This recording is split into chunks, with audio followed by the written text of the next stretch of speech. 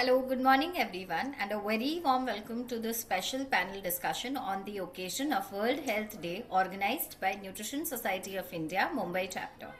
This year's theme, Together for Health, Stand with Science, reminds us of something very important that in a world full of information, not all information is truth. And nowhere is more visible than in nutrition. From viral diet trends to conflicting diet advice online, people today are more confused than ever about what to eat, what to avoid, and who to trust. Today's discussion. Standing with science, evidence based nutrition in a misinformation era is not just relevant, it is essential. So, before we begin, I would like to introduce our esteemed panelist. Our first panelist is Dr. Neha Sanwalkar Rungta, Secretary at Nutrition Society of India Mumbai chapter, founder and director at NutriCanvas and Academy for Skills in Nutrition, Health and Research (ASNHR), associate professor at HCG MRI Jahangir Hospital Pune, PhD guide Health Sciences Savitribai Phule Pune University, and a consultant statistician at Kokilaben Dhirubhai Ambani Hospital and Medical Research Institute. She has guided more than 40 MSc students and has been a recipient of National Award of Excellence in Academics at IPIN India Clinical Nutrition Congress held in February 2023 at Chennai. Welcome, Dr. Neha Sanwalkar Rungta. Our Thank you, second Rashi. panelist, hello. Our second panelist is Dr. Chandni Chopra, and she holds a master's degree in food nutrition from Delhi University and has completed her PhD from University of Mumbai. Her core area of research is depression among adolescents and its association with diet. She has over 5 years of teaching experience at College of Home Science, Nirmala Niketan. She has had the opportunity of being a senior research associate at Ascendity Women's University, Mumbai, where she was involved in an international research project funded by USDA and the Almond Board of California, USA. Additionally, she has spent 4 years as a researcher under the guidance of Dr. Nikhil Tandon in the Department of Endocrinology at AIIMS, New Delhi. Here, she has actively participated in projects funded by the Indian Council of Medical Research and National Institute of Mental Health, National Institutes of Health, USA. We welcome you, Dr. Chandni. Thank you so much, Rashi. Thank you for that kind introduction. Our third panelist is Dr. Monal Velangi, currently working as a dietitian in KJ Somaya Hospital and Research Center and attached to Somaya Super Speciality Hospital. She was an adjunct faculty for postgraduate students at various colleges in Mumbai, Nirmala Niketan, D.Y. Patil and Griffith University, BMN College, SNDT University, IGNOU University and University of Canberra. Currently a research mentor at various institutes. She's skilled with the curriculum development, lecturing and evaluation, nutrition planning of their celebrities clients, lifestyle management in face-to-face, digital wearable fitness technology. She is a part of the Executive Working Committee, Nutrition Society of India, Mumbai since 2018 and has been a part of content creation team of NSI Mumbai newsletter. Dr. Velangi has many accolades and has published articles in journals, magazines, newspapers, and a book as well. She has presented her work at national and international conferences, including at Harvard School of Public Health at Boston, 27th FFC International Conference 2019. We welcome you, Dr. Monal. Thank you so much, Rashi, for that. I welcome all of you on behalf of Nutrition Society of India, Mumbai chapter. I would now like to introduce myself, Ms. Rashi. I am the institute in charge at Lifeless Science Institute and an executive committee member at Nutrition Society of India, Mumbai chapter. So let us start with the panel discussion for today. I would first like to ask all my panelists the first question. What does standing with science truly mean in the context of nutrition practice today?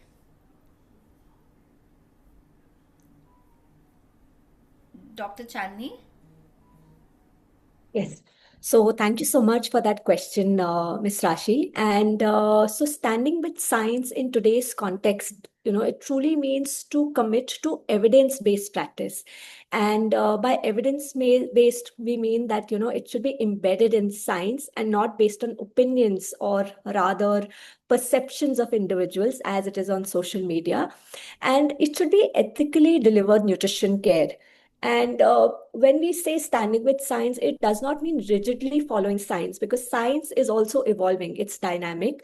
It means that integrating three pillars, which would be putting into practice the best available scientific evidence regarding patient-centered delivery care and using clinical expertise of the individual to help individual in that particular context of the problem that they are facing.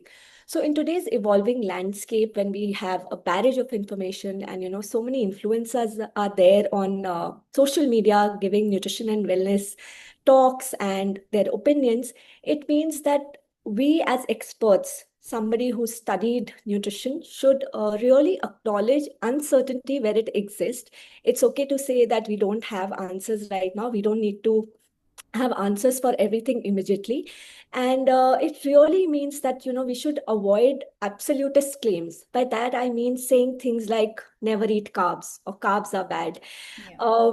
We really need to understand that there is no one size that fits all when it comes to nutrition. And, talking about detox diets and all these things about in the context of curing diseases, these things should be absolutely avoided. And as nutrition experts, we should continuously keep evolving and updating ourselves because, like I said, science is something that is dynamic and it keeps evolving. So it is really important, lastly, when we say standing with science as integrated health providers or nutritionists, we need to understand and have intellectual humility. By that, I mean that recognizing that nutrition science is dynamic, it is not static. Keep upgrading ourselves and keep reading science on a regular basis and provide ethical, science based evidence, clinical practice, and expertise to individuals who need it. Thank you so much. Dr. Monil, your perspective, please. Thank you, Ms. Rashi. So, adding on to what Chandni was saying, definitely that there needs to be embedded the science and a lot of times we have our personal perceptions. We meet a lot of people who have their personal views, but it is not good to impersonate the information which is available in newspapers or magazines. We have to understand the science behind it, and that is why the theme could be standing with science, because a lot of times we are just making random comments and we are making some beliefs getting attached to it. But sometimes, yes, there are certain traditional knowledge systems which are beneficial. However, we need to have some certain evidence-based research for it before we put it into practice. So we meet a lot of people who say this works, that works, and whether this particular leaf works or whether this particular twig works. In my regular practice also, I meet a lot of people who come to me saying that, okay, ma'am, I have one particular, they don't even know the name, they just know how it looks and all. So we tell them that come back with what you're talking about. Maybe if it is a product, come back with the product. If it is some natural ingredient, come back with it, because they have certain feelings and associations with it from their grandmom or their mother or extended family, who call up and say, Arey, why are you going to so many doctors? Just have this and you'll be fine. Fine. And that's how they become confused and they reach back to us. And I'm glad at least they speak out, because a lot of people just try to use it off, and then we cannot really say. It could be the impact could be good as well as bad. So we have to weigh the pros and cons. We have to weigh the benefits versus the side effects. And how is this possible? This is only and only possible with evidence-based research. So a lot of ingredients are there, functional foods, what we call, where there is evidence-based research is still missing and the gaps. In that case, we have to be a little more alert and vigilant before we kind of prescribe such things. However, as a nutritionist, as a medical professional, we have to be very alert in making certain things clear that this is fact and this is a myth. So that there is a fine line in it, but we have to draw the line as an expert over there. So thank you. I think Neha, would you like to add some points to So this? I think Chandni and Monal have covered the whole concept. But what I'd like to add on to this is standing with science also means we need to burst myths. We need to stay away from misinformation. And as a community of nutritionists and dietitians, we all need to say the same thing. Having said that, I'll give you a very quick example, okay? So Framingham Heart Study is one of the biggest heart study cohorts which has been going on for decades. And most of our knowledge about nutrition and heart comes from Framingham Heart Study. So that is the one study which started with some talks about eggs and, the correlation with lipids and stroke. Now, after so many decades, that same study which said, egg is bad for your heart is now saying egg is not bad for your heart. That first time when that study happened and the results they took out, they got something called as correlation. It was not a cause-effect relationship. There's a difference between correlation and there's a difference between cause-effect relationship. Now, when they followed up patients for decades and generations of the initial participants, they can now have the cause-effect relationship. And now when they've studied okay, is really consumption of egg causing something or resulting in a impact on your lipids or heart, now they have saying no, it's not. So one thing we need to understand as a community is that we need to first be united as to what we communicate. Yes, few years back we did say that egg was probably having an harmful impact on your heart, but now because of the cause effect relationship and the longitudinal follow up of the cohort, we now say that okay, egg is not really what is impacting. It's probably the total overall fats. It's also the carbs, the simple carbs, which is going to impact your triglycerides and then going to impact. So when we talk about standing with science, don't just talk in terms of one single food or one single nutrient. What happens in your body is multifactorial. And we, as a community of nutritionists and dietitians, should all talk the same language as qualified professionals and not something which influencers talk about. So that is what I feel standing with science means, that talking the same thing together as a community, keeping misinformation away. And nutrition science is a very, very nascent science, is what I always tell when I teach research to my students. So as the science is evolving, as Chani and Mona said, we have to keep upgrading ourselves. And as a community of qualified professionals, we need to talk the same language. And if there is something which has changed, we need to address that also. So thank you so much, Rashi, for the first question. Thank you so much for setting that perspective. Now let us take a step further. Dr. Monal, what do you think nutrition is particularly vulnerable to misinformation compared to other health fields? Thank you, Rashi, for that question. So basically, when we are talking about nutrition, which is sitting at an intersection of science, definitely, culture, and daily habits. So there are certain things, if we really look into, whenever a person is eating a food, he is having an experience of how the person is feeling the food. And one thing is there are various specialized fields, but food is specialized by everyone, I believe, because be it a person who is a teenager or be it now, even in school, kids are, having hands-on experiential training. Then be it a person who is a homemaker, or be it a person who is a working individual, everyone deals with food day in and day out. Even if they're not cooking, they're at least eating it. So everyone has their own perception over here, and it is very difficult then for you to touch a topic which is a first basic need, and that is food. So whenever a person reaches us to understand, how do I deal with it, that even if we are guiding them, okay, this could be good for you, this could be a good, better fit for you, but still at the same time, we cannot say you do this. We can only and only give advice that this could be a better fit for you, but telling them that, forcefully that you must do this is not, I think, going to help in the longer run, because first they have to understand the fact, they have to internalize the fact, understand the science behind it. Only if they're convinced from within, they will follow. So misinformation stems from, number one, is there conflicting headlines, as Neha was also talking, from the terms of research, not just from the terms of research, but even if we see in media today that there are conflicting headlines, that somebody is saying this oil is bad for health and this oil is good for health, fat is good, fat is bad. So it is, confusing the individual, like what do I actually follow. With that, definitely there are influencers, who have a low barrier entry into our minds. So when influencers and celebrities are talking something, that gets a little bit endorsed, that okay, it is coming from somebody whom we really feel attached to, right? So they feel that okay, this information could have some credibility, but they are not going back and looking out. So the WhatsApp messages circulating, reels, and Facebook messages, people are exposed to so much of information that they sometimes, forget like what is right and what is wrong. And definitely the emotional ties and beliefs what people have with respect to families, or with respect to, as I said, grandmoms, advice, that okay, when I was small I used to do this, and they not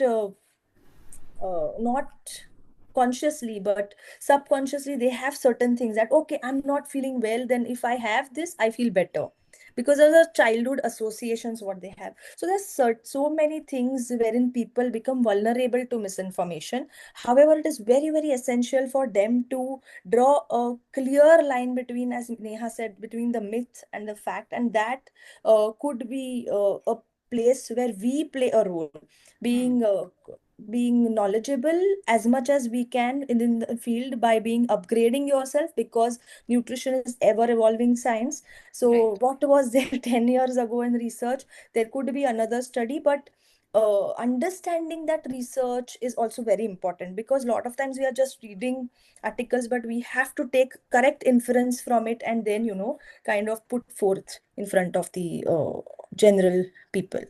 Thank you, I think. Yeah, so I think that actually brings us to something that all of us see every day and experience every day.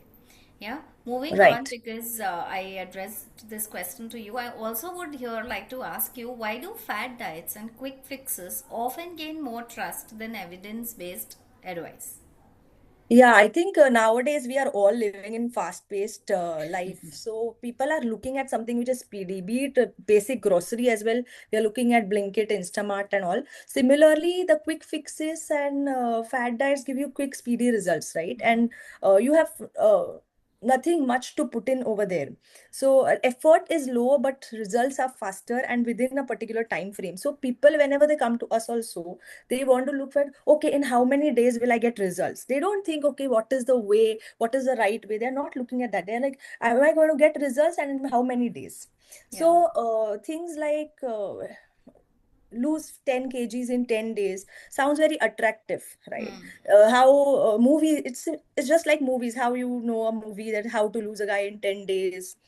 You know how you pick up that kind of, it's similar way that how to lose weight in 10 kgs, that book gets picked up faster than a book when it is saying lifestyle change. So here we have to understand, when we talk about evidence based research, though it is slow and consistent, you get good results and for a long term.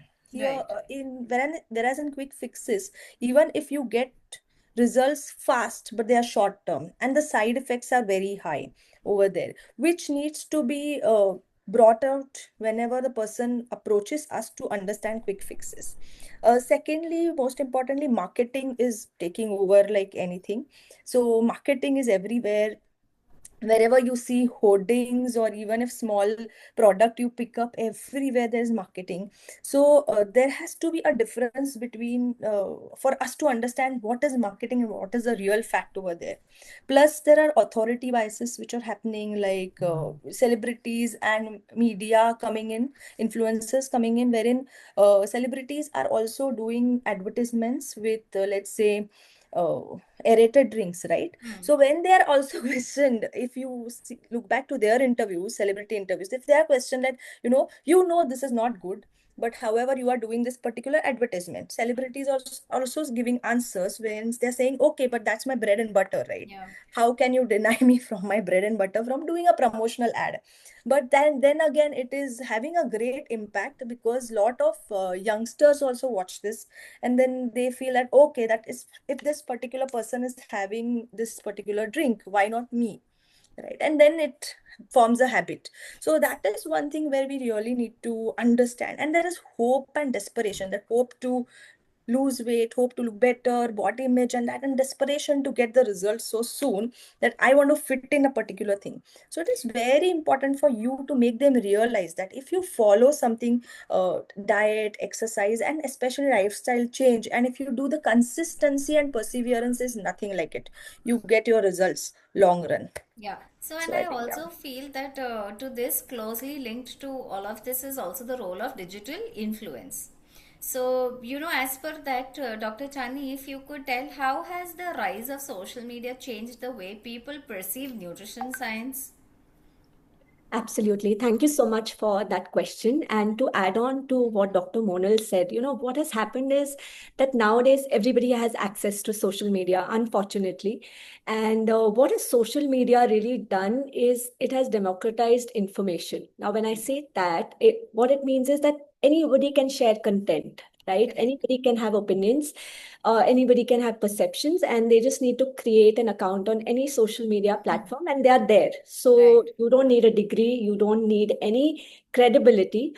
So one of the things, although I think there are some pros of this, which I'll be sharing later, but one of the major concerns is that it distorts credibility. Now, what happens is there could be somebody who's not an expert, who doesn't have the understanding of nutrition science, but they are out there on social media. They are out there on Instagram and they are talking about, things related to nutrition and nutrition science. So, and because of how they put their content, because how the Instagram algorithm or other social media algorithms reward them, they might have a lot of followers. And somebody who's actually authentic, who's an expert, who might have the right expertise, right, sorry, experience and knowledge, might not have so many followers because they are not probably, aware of how to put the content out there, or they don't know the gimmicks of how the algorithms work. So there is distorted credibility, which means is that somebody with a lot of followers is considered as an expert, while not necessarily that followers mean that you have the expertise, right? So Right. people have this filter where they feel, oh, this person has a lot of followers, so they might be knowing what they are doing, which in reality is not the truth. That a lot of followers does not necessarily mean that you are an expert or you have the nuanced understanding of science or the scientific background understanding as well as experience, because in nutrition science, dealing with individual clients with patients brings a lot of experience on the table, which probably these influencers or these people who have a lot of followers claim and might not have. So what this actually does, it simplifies things for people. It simplifies nutrition science while it might not be accurate, right? So they're putting information out there. 40-second reels cannot explain science, right? So accuracy is getting affected. Nutrition science is not being accurately portrayed on social media. And there is extreme, so like Dr. Monil said, lose 10 kgs in 3 months. We know as nutrition experts, we do not recommend more than 0.5 kg of weight loss per week. It is not sustainable and it is not good for an individual's health also.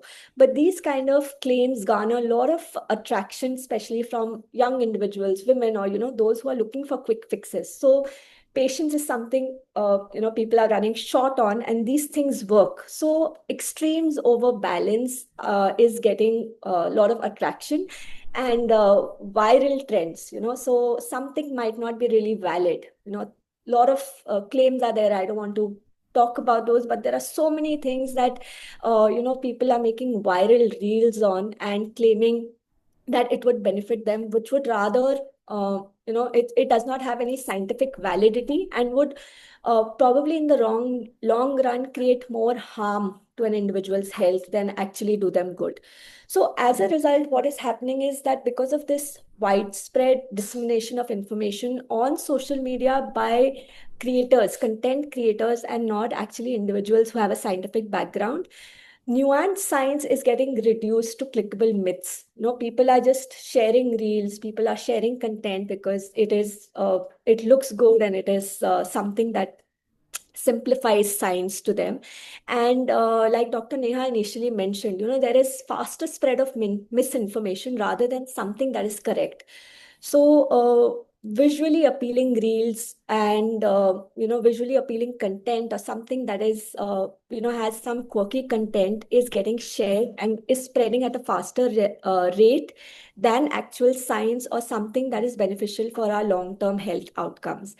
So, in my opinion, this is what is really happening right now. But if we look at the silver lining, like I said, there are some, pros as well. And this is why exactly why we are here today, that how we as experts or somebody who studied nutrition or has practiced nutrition for so long, it offers opportunity to credible professionals, that we can directly educate the public at a large scale.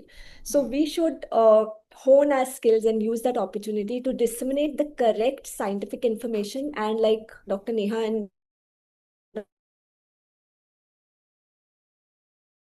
Dr. did, so standing unitedly for science and disseminating nutrition related myths in a scientific manner on social media, which is appealing. So we need to upskill ourselves and be out there. So that is what I would Yes, like to yes. say. So now that we've known about social media and influences, now let's bring into this real practice. So, Dr. Monil, in your practice, how do you handle patients or clients who strongly believe in misinformation? Yeah, thank you for that question, Rashi. Actually, the thing is, when we sit across the table, that lot of times we learn, we read, and technical knowledge is very sound. But when you actually sit across a person and talk, right, the that is the situation wherein how you talk and how you convince the opposite person. So when a person reaches you, he has a set perception that this is what it is, and I know my body the best. I'm the best person to know my body. Maximum people say that, even if you say something, they have a particular notion that I know the best for my body because I know my body for a long time. So, so if you tell them over there, that some person is carrying some misinformation, but the moment you say you are wrong, you lose out that person there. So instead of that, we have to first understand and ask, why do you feel such a thing? Why do you feel this is the way? And then with that curiosity, you really understand what is behind it. And then you start talking to him that, okay, this could be the thing. And first understand from where the myth is coming. If it is coming from Google or if it is coming from emotional ties. And then that is how you kind of, take your counseling session ahead. Right. Now, apart from that, secondly, it is very important for us to understand when there is complex, if we use complex terms like, metabolic adaptations and all that, people are not really going to understand. So we have to step down and break down the concepts and make them understand in general language. So how the body's energy uses slows down. So if we step down and breaking down the complex research into simple uh, concepts, that will help people understand more. And definitely, if there is a myth, we have to stand with science and use that evidence-based research and show them, because though in my practice now for last 15 years, what I'm seeing is initially when I was sitting, people were totally against supplements, that we want only natural things, no supplements and all. But that's what I'm saying, that over a decade and probably plus 15 years, right, if I'm seeing today, people are coming with lot of knowledge. So as an expert, we also have to keep reading, upskilling ourselves, because sitting is if we thought that as a student that we sat in an examination and we finished, because at least 3 hours nobody is seeing you what you're writing, right? Here somebody is constantly looking up to you and asking you questions. So you have to be abreast with what is happening in the market and what is happening in scientific field as well as the real life field where we are living. And then the questions come in, and sometimes even you feel that, okay, is is this kind of a question that you could have never even realized, okay, somebody could even think of that. But okay, so we are in an examination room, I feel sometimes every single minute. So the questions popping up and all, but we always stand with science. And if we stand unitedly, we are filling up the gaps. And unless and until we convince a person and help them understand that this is the right way to go ahead, the person is not going to go. So that's the reason how you handle a person is totally different. So when I sit with my students also, they are talking to patients, and they are talking to clients, and then they're saying, ma'am, they're just not listening, just not listening. I tell them that, see, please understand, nutrition is not just your food science and not just what you're reading in books. Correct. Here, this is a complex situation wherein you have to talk to a person and make him understand. And if you cannot fill that gap, you are lagging somewhere. So you have to upskill again to bring, to cover that gap Skills. and come on a same page, not just with our fellow professionals, but with the person you are sitting across, who is a layman who has come to you to understand what is the right track. So our role is to get the person on a right track, and then we are just the co-pilots. In Hindi we say right, हम घोड़े को बस पानी के पास लेके जा सकते हैं, पानी पियो या ना पियो तो घोड़े का काम है भाई. That it's like that. So I feel that in the client practice, it is very much essential for us to understand the psychology. Plus as Shanni was saying, that in the fast paced world, the reels and everything is like a click away. So a message spreads fast every morning or other morning. If you see, if I like wake up, there is some message from some relative or some, someone in a known circle, patient, that okay, this we read from this celebrity. What is your take on it? Okay, that even after telling them so many things, they will just send me, what is your take on it? Or if some other professional has said something, what is your take on it? So there also we have to be, very non-judgmental and give us our call, because sometimes they are also our within our known circle. But yes, as we said, that standing with science, and I feel that a lot of our bodies, like even NSI Mumbai chapter and other chapters, are taking a step forward. So anything, if there is some misinformation being passed by, not directly or but indirectly, we have Channi also in our social media team. So we are also generating a lot of information on days and putting it forth to give right information in a easy to understand manner to a wider audience over there. So if you see social media also, it's a dual sword. So it's like how you use it. So people are exposed, even kids are exposed to social media, but we have to be alert as a parent, or we have to be alert as a user of it, that what information we actually take and what information we release. So as a person, everybody has their morals and ethics. So whichever situation you put them in, they will always go with their morals and ethics. Similar way, we have to understand. And the people don't understand, we as a community stand together with, let's say, Dr. Neha, Dr. Channi, me, being in different things. Neha is in academically strong research. Channi is handling social media. We are a newsletter. So that's how we are trying our best to, convey our evidence-based research practices over there. Thank you, Rashi, I think. Yeah, and beyond clinical outcomes, there's also a strong psychological dimension, is what I feel. So, Dr. Channi, how does misinformation influence eating behaviors and body image, especially in young populations?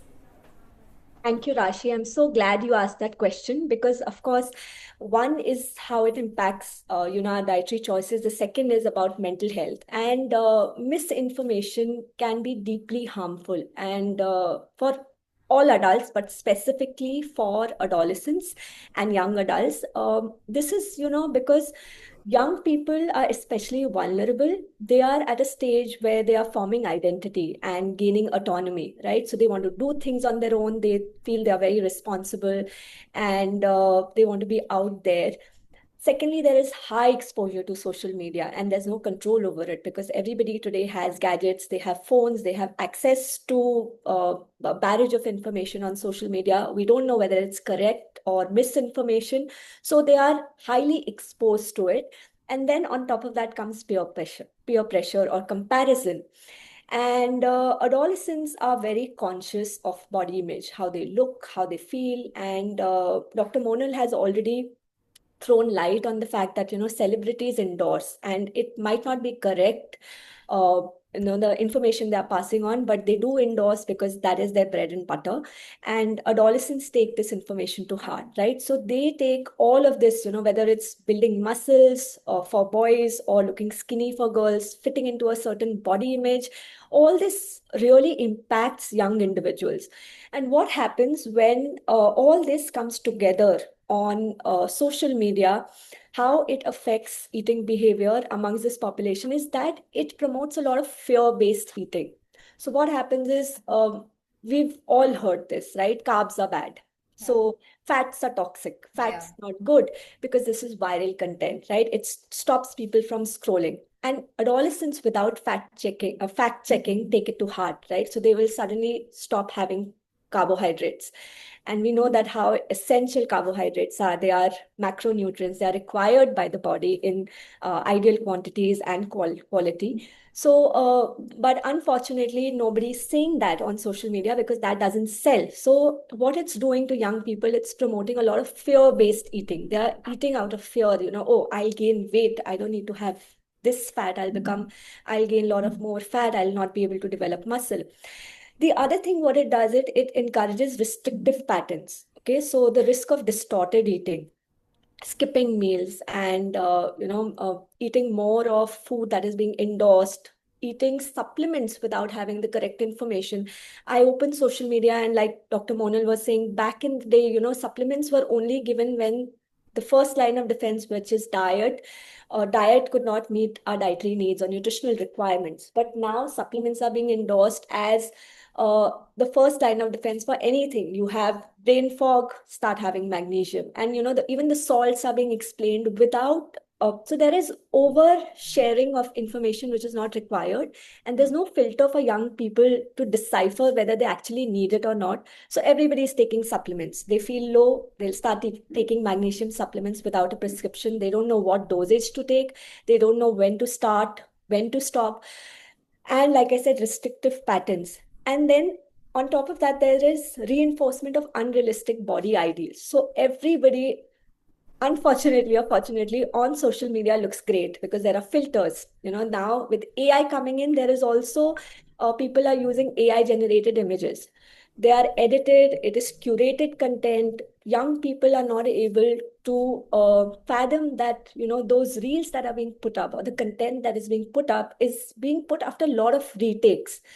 But this is creating unrealistic body ideals in their minds. And again, there are cycles being created of guilt, binge eating, shame, comparison. All this happens on among young individuals on social media. And this can really, all this misinformation can influence their eating behaviors and lead to a poor body image. And this is exactly where the intersection of nutrition overlaps with mental health. So, as credible experts, it is our responsibility to make that there is correct communication of information, and it is critical that we are responsibly communicating on social media so as to protect the mental health of young individuals. So this is something that is extremely important, and we should really stand up together for this. Thank you so much. Thank you. So now, shifting from practice to the science itself, So I would like to ask Dr. Neha, why is nutrition research often perceived as confusing or contradictory by the public? Yeah. Your opinion, please. Thank you so much, Rashi. This is where, I'll give you a very simple example to start answering my question. So I'm sure all of you have seen a lot of videos which talk about kanji being a great source of probiotics. Okay. Yes. In my 41 years of life, I made kanji for the first time a few weeks back. I've eaten a lot of kanji, but I've never practically made it. When I made the kanji, I realized the amount of salt that goes into it to make it to the perfect taste is insane. Like, I would not eat that kanji if I knew the amount of salt that goes into it. Now, when we as not we as nutrition professionals, I'm talking about people online, start talking about kanji as being a rich source of probiotic, is somebody telling you that please, when you're making that kanji to be a source of probiotic, do not add so much salt to it. Okay, add very little salt. You're not having it for the taste, you're having it for the health benefit, right? So that is where misinformation starts and confusion starts. Yes, kanji is a great source of probiotic, but if you're going to add that much salt to it, it no longer remains healthy.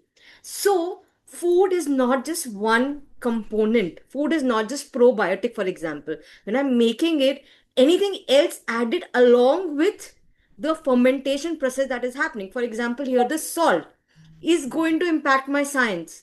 So if somebody suppose sees a viral video and starts taking kanji every day, okay, oh, kanji is very good for gut health, it's going to give me a lot of probiotics, and if that person is not told that please add less salt to it, okay, do not make it tasty, just make it so that it's for your health and it's helping your gut, that person may end up being having very high sodium intake and therefore hypertension, or a candidate to becoming hypertensive, because he'll end up having salt on a regular basis. So one of the reasons why nutrition science can be confusing to a lot of people is that food is not just one single nutrient.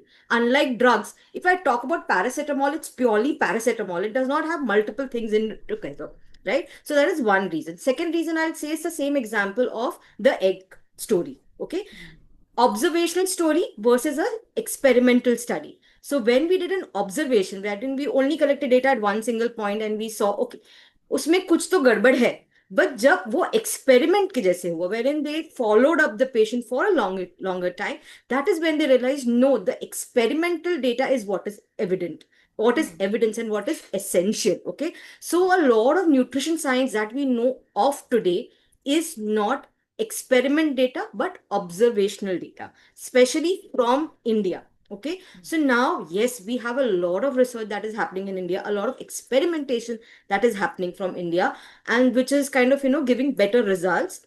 And we are relying more on experimentation and not just observation. Observation is important, but we need to have experimentation. And here I'll give you a very quick example again. There is a very famous example that all of us researchers teach when we teach in research. There's a study which is published internationally which says ice cream consumption is correlated to drowning. Now, ice cream और drowning का कोई relationship नहीं है, right? But this study was done in the month or in the season of summers. So ice cream consumption goes high in summers and people go more to beaches to swim, right? So ice cream and swimming का या ice cream and drowning का कोई correlation नहीं. There's no correlation between ice cream and drowning. But when this study came out, people started wondering why is ice cream consumption related to drowning? This was just a observation at one point of time, right? So similarly, and it was because the causation was summers. Because summers, there is high ice cream consumption and there is high more number of people going to swim. Okay, so we need to understand that, and this is a very common example I share with my students, how nutrition science is often confused. Okay, and as all of us have said, there's a lot of information, misinformation on social media, and one another reason is that a lot of nutrition professionals, their research stops at graduation, post graduation, or graduation. There are very few people who actually end up going and doing research and applying more research in their day-to-day practice. Okay, I always say that all the dietitians, all the nutritionists are producing so much information, and now almost all of us use computers to maintain data, but we do not have a lot of Indian information. And as all of us have said, we are a lot very much driven by the market and by the advertising and what the companies are saying. So that is where again misinterpretation of research happens. To avoid technical terms, but there is like, okay, there is a significant, we use the word a lot of times, there's a significant correlation, there's a significant difference, but there's something called as effect size. Now, what is effect size? I can have an effect size of 0.1, whereas I have an effect size of 0.5. Higher the effect size, the better are the results. lower the effect size, they are not that great of a results. So we all end up seeing just the correlations or the differences. We end up avoiding effect sizes. Nowadays, if you look at better, good journals, the class one journals, they want you all to publish effect sizes. So all that is missing in nutrition research, which is now slowly coming in. And with these changes, the discrepancies and the confusions in nutrition research will definitely end pretty soon. So nutrition is not, science is not contradictory. Rather, it's very evolving. And it also depends on how we are communicating the science with others, which will help prevent the contradictoriness in the science. Yeah, and for professionals and students, I feel this becomes very important and essential. Moving on to Dr. Chandni, can you just expand a bit on how can we critically evaluate whether a study is strong enough to guide practice? Absolutely. Thank you so much. I think Dr. Neha has made my job a little simple because she's already explained what is effect size and statistical significance. But I would say there are, 4 or 5 key considerations whenever we look at study. For example, if you're looking at studies like, what she just mentioned, that correlation between consumption of ice cream and drowning, that would be misleading, right? So, a few considerations when we are looking at even research and to decipher whether a study is strong enough to guide practice, we need to first and foremost look at the design of the study. So, when we scientifically look at certain study designs are more robust than others, and it comes in the order of randomized controlled trials where you have randomly controlled groups, and this is an experimental study. So, it's the best form of study design which is robust in terms of to be able to say there is cause and effect, right? So we have to look at a study design, whether it's a RCT, a randomized controlled trial, or it's a cohort. Like again, Neha had explained right at the start, a cohort study is where we look at a large sample size over a long period of time and see whether there is cause and effect, right? We are not Right. just looking at something at a single time point, which happens in a cross-sectional study. So cross-sectional study again are important. We do use and conduct a lot of those studies. My PhD, in fact, itself was a cross-sectional study because these studies don't require much time. Due to paucity of time, we undertake these. But what happens, cross-sectional studies only give us correlations. So it does not tell us whether there is reverse causation, whether, for example, I did my study on the dietary habits and practices and nutritional intake of adolescents and the prevalence of depression. So we did find that adolescents who were skipping meals were more likely to be depressed. Now, I cannot say, because it was a cross-sectional study, I cannot say, in a scientific manner that whether depression was causing lesser intake of nutrient-dense diets, or was it because they were having low nutrient diets, which was causing depression. But we do know there is a relationship or there's a correlation, and we can further study it or elaborate on it. So the first and foremost thing is the study design. It has to be robust for us to be able to generate strong evidence to guide practice. So we must always look at the study design. The second thing is the sample size and population. If it is a very small sample size, we cannot generalize the findings. So we need to understand that it is a good sample size and it is relevant to the population. For example, if a study has been conducted in Australia or among Australian population, we might not necessarily be able to extrapolate the findings and be able to apply it to the Indian population. So we need to see whether it is relevant to the current context to guide practice. The third thing would be confounding variables. Now, what are confounding variables? For taking the same example of diet and depression. Now, I'm saying that, diet low in nutrients or skipping of meals such as breakfast among adolescents can precipitate depression or cause higher levels of depression. But I need to understand that there are multiple factors that can lead to depression. Diet is just one of them.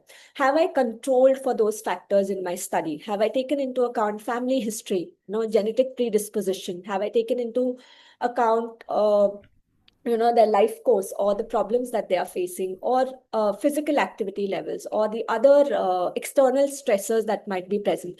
So if I have not controlled for these confounding variables, then I will not be able to or with a lot of conviction or scientific evidence, be able to apply these findings in practice. Then effect size and statistical significance. Dr. Neha had already explained that, we need to have a large effect size. We cannot have a small effect size. These are all statistical tools to help us understand how robust a study is.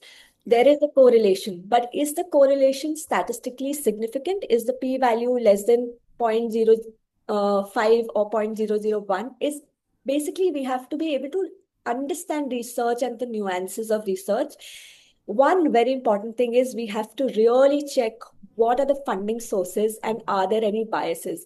Now, a lot of researches, especially for commercial products, supplements, they are funded by the organization itself. So that becomes a conflict of interest. And of course, they would, want to promote the particular commercial product that is available. So we need to really be able to understand that has the research been funded by something? Is there any conflict of interest, or are there any biases for the findings of that particular research? Are they present? And So, lastly, it would be whether that research can be reproduced and it is consistent with most of the other existing scientific literature. So it is very important to understand that there is rarely one scientific study which will change practice. We need to look at the totality of the research evidence which is present, and for that, of course, a lot of meta-analysis are done, and it's good to even look those up to be able to guide our practice. So. right. So now that we've understood the problem, let us now talk about solutions.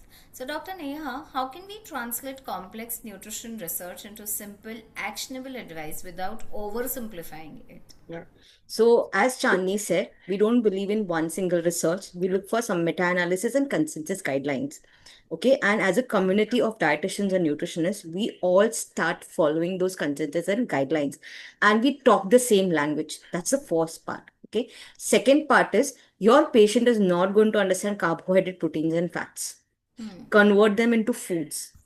Okay. So, moment you convert it into foods, the patient understands it better. Third point is, like I said, okay, kanji is a good source of probiotic. But then again, when I'm explaining one particular food to the patient or on social media, I need to give it in totality. I need to talk about other nutrients that go into that food that might make it unhealthy or healthy. Right. Okay, so talk about those things and it will be much more easier and simplified solution. So simplifying something as simple as I cannot simplify it so much that kanji is good for health. That's oversimplifying the food. Okay, we need to talk about it in totality. Okay, also, we need to understand one thing. As Chandni said, something that's done in Australia may not be extrapolable in India.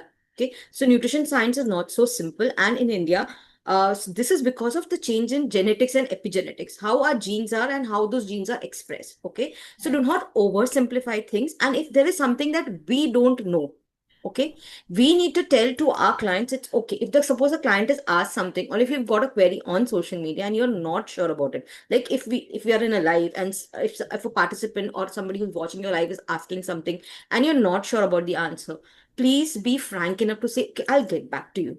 That is where a lot of misinformation starts. Okay, so you need to simplify food in nutrients in terms of food. However, give complete information to avoid misinformation, and talk about in terms of portion sizes when you start talking about patients. Now, just same example, I say kanji is good for health. A patient might end up drinking, say, 7-8 glasses of kanji in a day. Again, that's not great for your health, right? Because you need other foods, you need other nutrients. When I was in college and I studied nutrition, there was nothing called as intermittent fasting. I never heard that. For us, keto diet was all about epilepsy. There was nothing about weight loss, right? But now there is keto diet for weight loss. There is intermittent fasting for weight loss. So as both Monal and Chandni have said, we need to keep upgrading ourselves so that we spread the right information. And when we are talking about these things also, we're talking more in terms of food to the client and not in terms of nutrients. That is where a lot of people might go wrong. And all this conversation online also happens in terms of nutrients and not food. What we're consuming is food. So if we want to simplify or we want to translate research into information, we need to start also talking in terms of food. So like, how the My Plate concept says, have half a plate of vegetables and fruits. Have 1/4 portion of your, a protein. So always look at the guidelines and simplify the conversions for your patients. That is what's going to help all of us. And as I said, we need to be aligned as professionals and we need to be talking the same language so that there is clarity and trust that is built in general public regarding our profession. Thanks, Rashi. So, yeah. So, finally, coming back to the core of today's theme, okay, my last question would be to all of you, starting with Dr. Chandni. So, what steps can the nutrition community take to rebuild public trust in science, Dr. Chandni?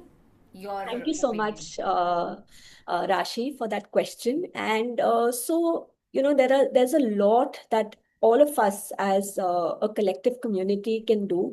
And first and foremost, I would like to reiterate what Dr. Neha and Dr. Monal said, that we need to stand together as professionals, sending out united messages and be consistent.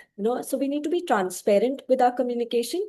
And when I say transparent, again, I want to say that it is okay to say that we don't know something. We don't need to have answers to everything, but we need to have credible answers. They should be transparent and consistent. We need to all unitedly stand together.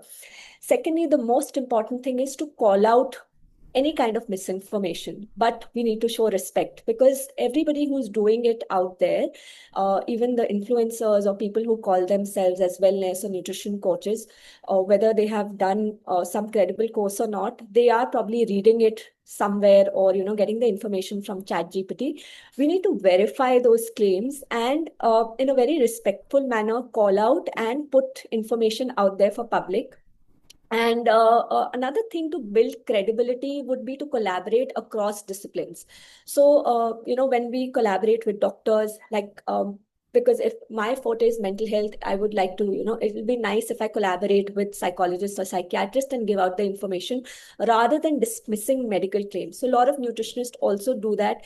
We need to all work together with, uh, you know, different disciplines and collaborate, be it psychologists, doctors, or dietitians, other dietitians. And wherever this information is being shared on all the platforms, we need to increase our visibility. We need to have access to these platforms.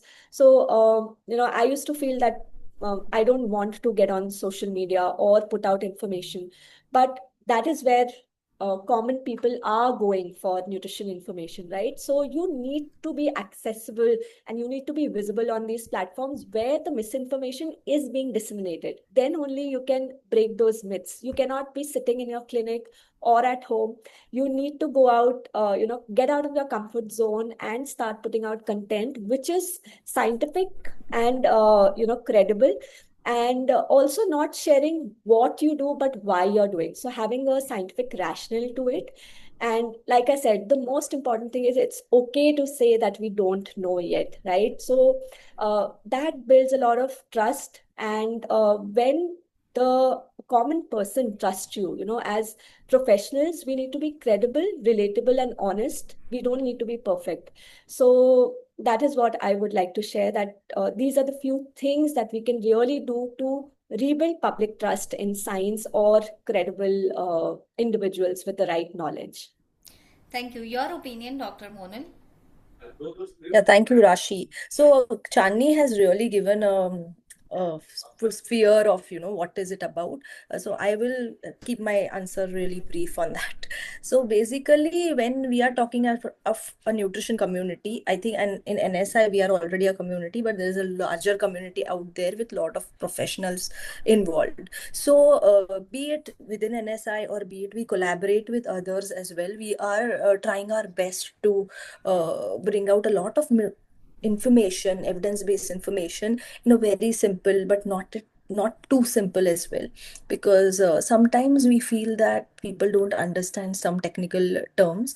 But let's say even if I am talking in other there are language barriers as well.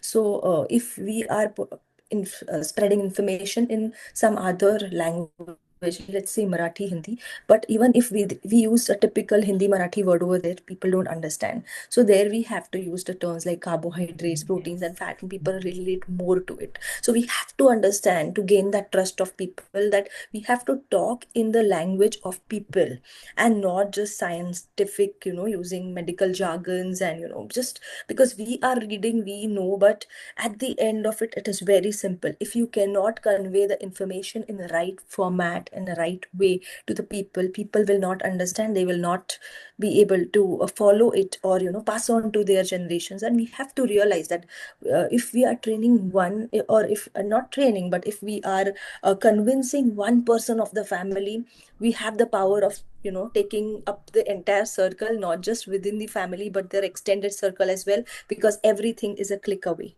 for Right. them now, because everybody is in so many groups, let's say WhatsApp groups, Facebook groups, and if they like some information, they just pass on. So it is dual way.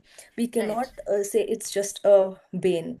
It can be a boon to us as well. So if we are passing, as Chandni is saying, we have to be visible out there. At NSI, we are visible out there in our social media. We are, from my end, if we see, I am a little more with our newsletter. We are visible out there. If we talk about Neha is more visible from research, and she has beautifully conveyed the information of, let's say, in terms of kanji right now. So that's the way we kind of try our best to bring out the information. But we also need all your support to spread the information, to spread the word in right channels. And in the right channels, it is not just in our professional circle, but in the lay circle as well, within our relatives, within our friends and family. So that's where. And thirdly, and most importantly, this session, what we are having right now, standing with science, is a strong is a strong way where we want to gain public trust, and kind of relay this information. And I think we are taking our steps, and we really would be happy to learn more what way we could incorporate more steps to reach out to more people, to gain the public trust. But yes, definitely, I would say this session, please do share with maximum people, because we are here to gain the trust in both ways. Thank you so much, Neha. Thank you, Over Dr. to you. So, to close this discussion on how we can rebuild trust in science, one of the objectives of Nutrition Society of India as a body is to do research and to share evidence-based information. So my request to all qualified dietitians and nutritionists out there is, you are doing research, you are presenting in conferences. Please share the results of your findings, not just at conferences, but when your abstracts are published, share those links on social media. If you are making a graphical abstract, please share those graphical abstracts on social media. There are a lot of venues where you can write summaries and post it on social media. That is where we stand and rebuild trust in nutrition science. We tell layman that we are not just basing our advice on whims and fancies, but our advices are based on research, on findings from scientific studies. And when any nutrition person shares a research on social media, we could share it, or we can reshare those posts, we can repost those posts, we can retweet it. That is how we will build the trust of general public in nutrition science, and that nutrition science is not a pseudoscience. It's a science which is based in evidence. It's a science which is based in research. And that is how we can build a healthier nation and a healthier trust, which is one of the core mottos of Nutrition Society of India, not just as a chapter, but as a society whole. So, and all of us, I think all four of us are on social media. We do share a lot of social media information. And that is what we need to encourage others also, that, don't shy away from it. If you want to build trust of people in your practice, you need not have research. You can share a case information.